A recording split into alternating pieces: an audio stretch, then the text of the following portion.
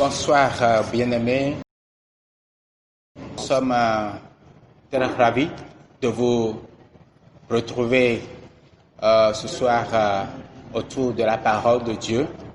Alors ce soir, nous sommes sur le plateau avec le pasteur Denis Alado. Ouais. Il est le pasteur en charge des enfants. Donc, comme nous l'avons promis la dernière fois, nous voulons échanger sur comment est-ce que lorsque les parents ont une manière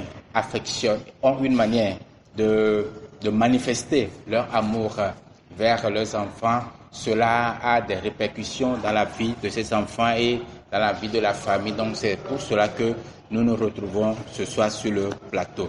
Permettez que nous puissions rendre toute la gloire au Seigneur. Père, merci de prendre le contrôle de tout.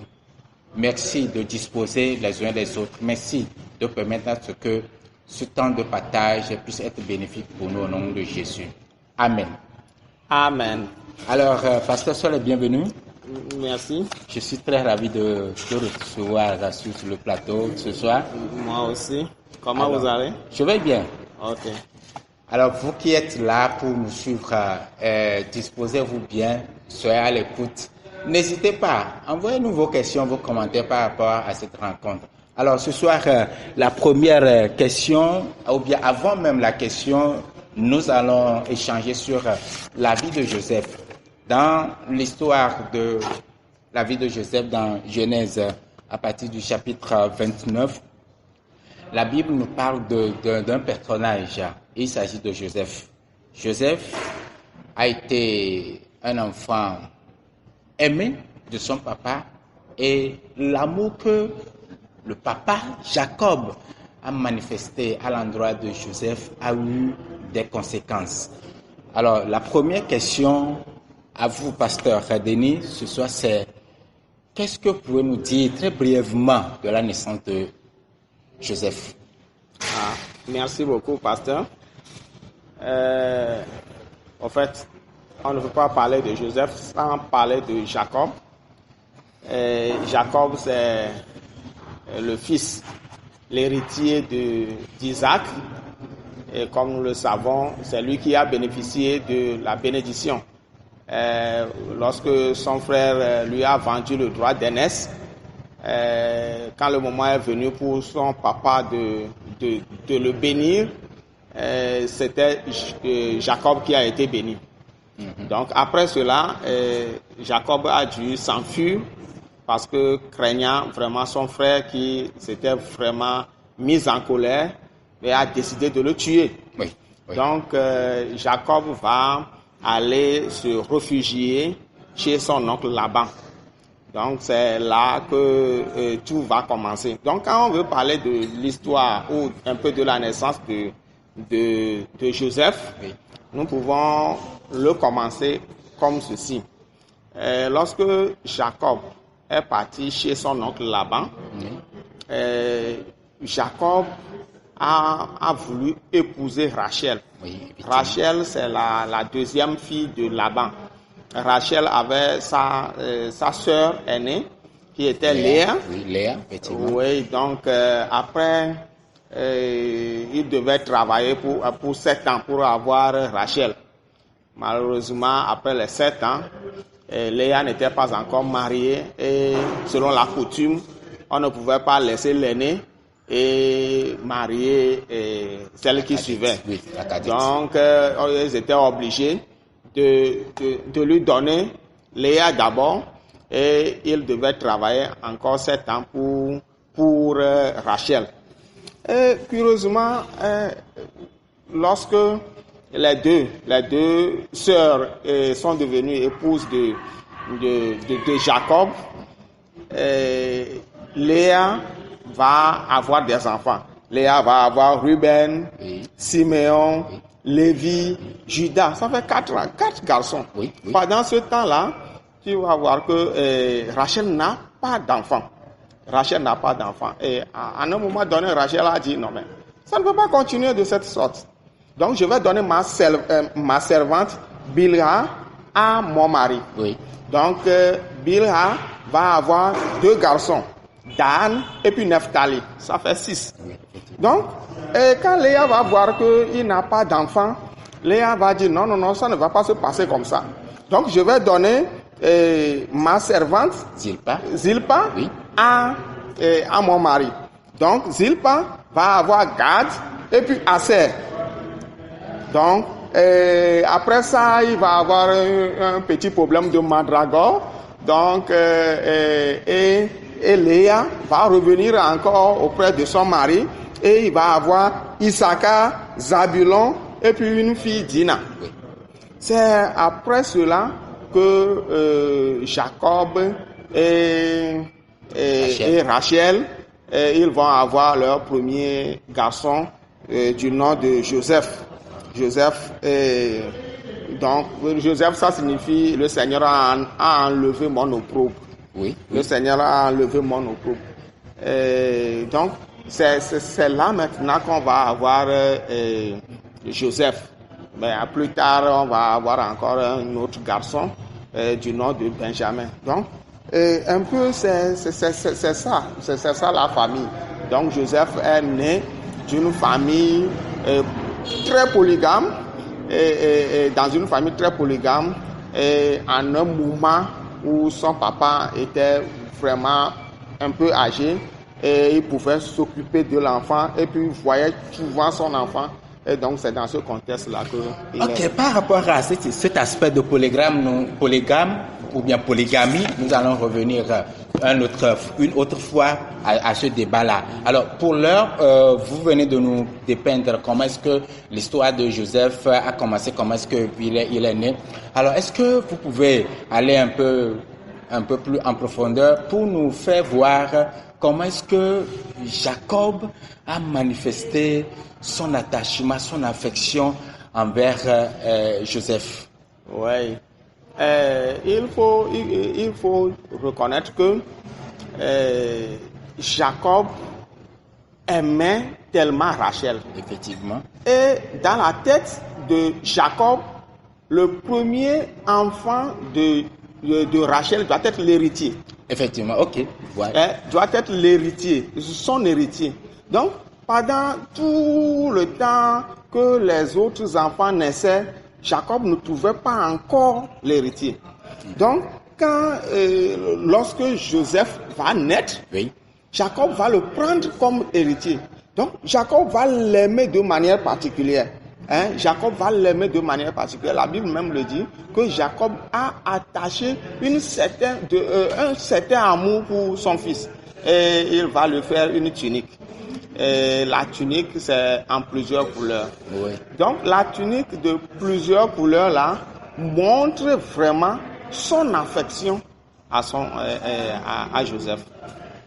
Alors, avant de revenir par rapport à cette tunique-là, vous étiez en train de dire que l'union entre Jacob et Rachel va faire sortir Joseph, et c'est dans la pensée de Jacob, Joseph est l'héritier légitime, puisque Rachel est la femme légitime de Jacob. Alors, maintenant, Joseph va naître. Et quand vous voyez également dans le texte, vous allez voir que c'est suite à la naissance de Joseph que Jacob va aller voir Laban pour lui dire, maintenant assez, laisse-moi partir. Donc en ce moment-là, Jacob va voir qu'il a un héritier et il peut partir il peut aller s'installer ailleurs, il peut faire maintenant sa famille. Donc cela veut dire que pendant tout ce temps-là où Jacob était chez Laban, avec tous ces enfants-là, il ne se voyait pas encore assez mature ou bien assez déterminé ou bien assez capable à gérer sa propre famille. J'ai l'impression que c'est ce que cela sous-entend.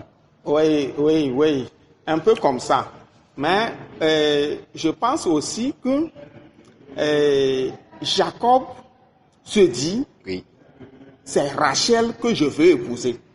Les autres m'ont été donnés. Voilà. Par Laban. Okay. Donc, tout, que ce soit Léa, que ce soit Zilpa, que ce soit Bilha, oui, et Jacob, ça c'est ce que Laban m'a donné.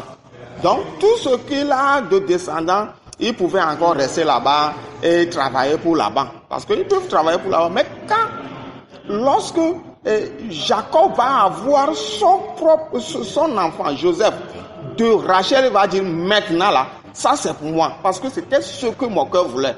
Donc, je ne vais plus permettre que mon héritier travaille encore chez mon beau-père. Donc, il va décider d'avoir de l'indépendance. Ok. Merci, pasteur. Donc, quand vous étiez en train de parler, maintenant, vous avez fait sortir quelque chose. Vous avez dit que les Zilpa, Léa et puis Bilha ont été donnés.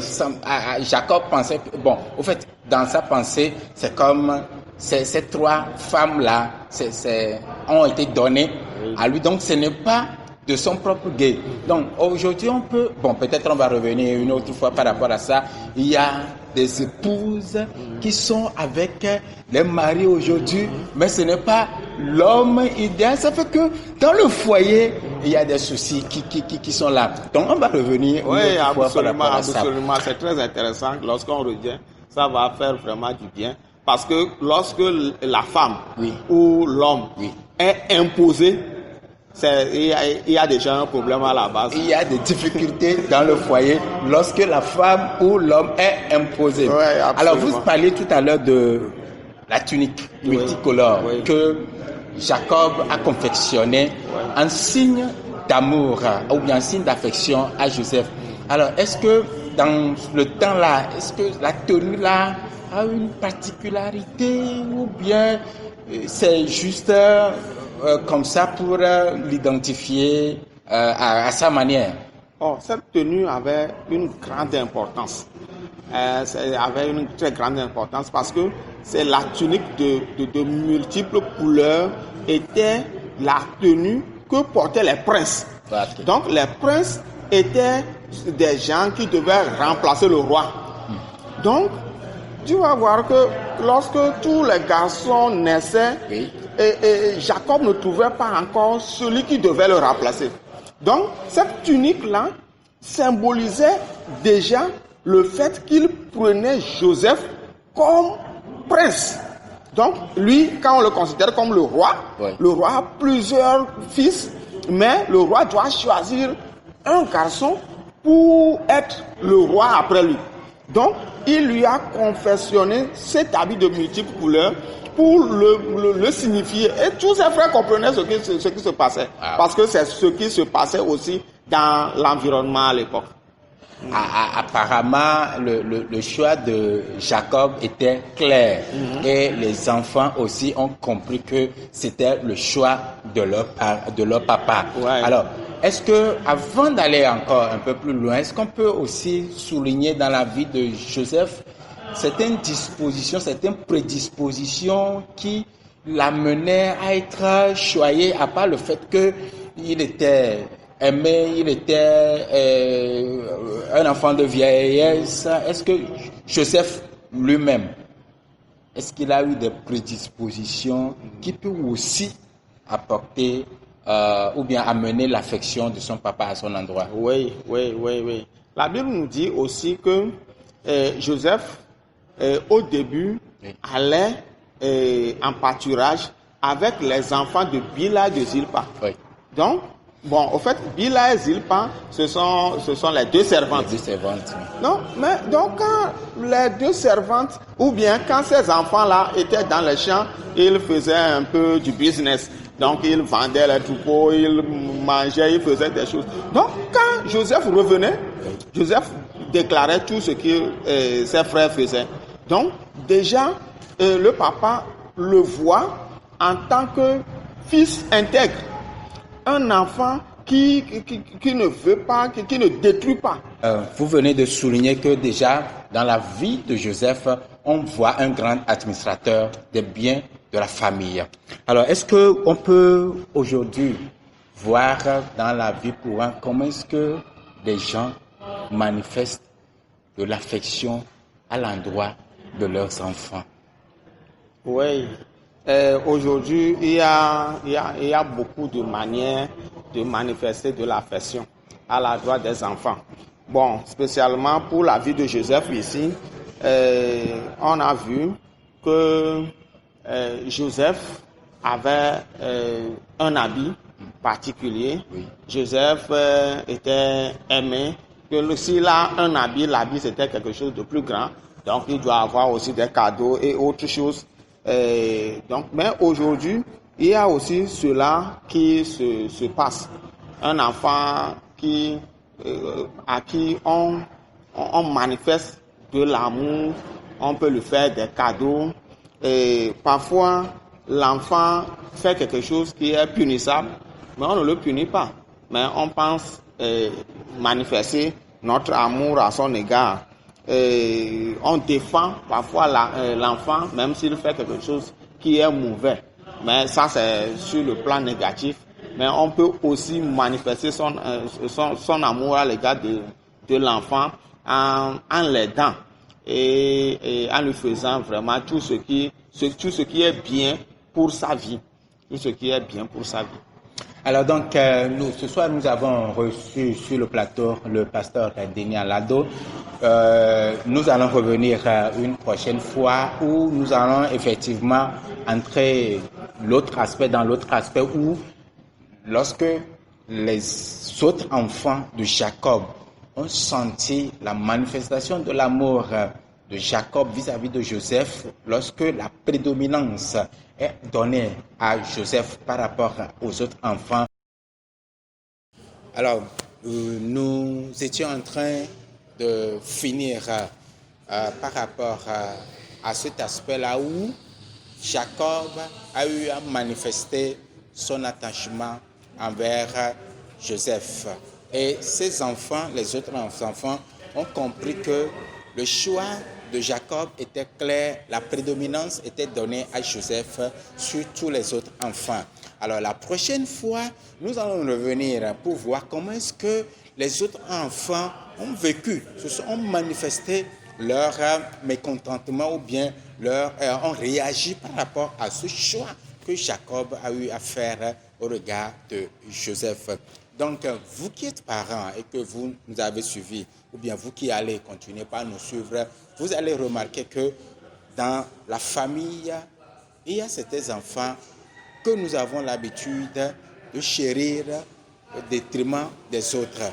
Cela pose des problèmes. Nous allons revenir la prochaine fois et en découdre. Vous pouvez nous laisser vos questions, vos commentaires sur la page Facebook. Nous serons très ravis de vous répondre, bien nous serons très ravis de vous lire. Donc ce soir, nous avons reçu pour vous le pasteur Denis Alado, le pasteur en charge des enfants. Moi-même, c'est tout simplement le pasteur Gadjo Maouli. Je vous aime bien. Que le Seigneur nous dispose pour la prochaine fois. Bye bye.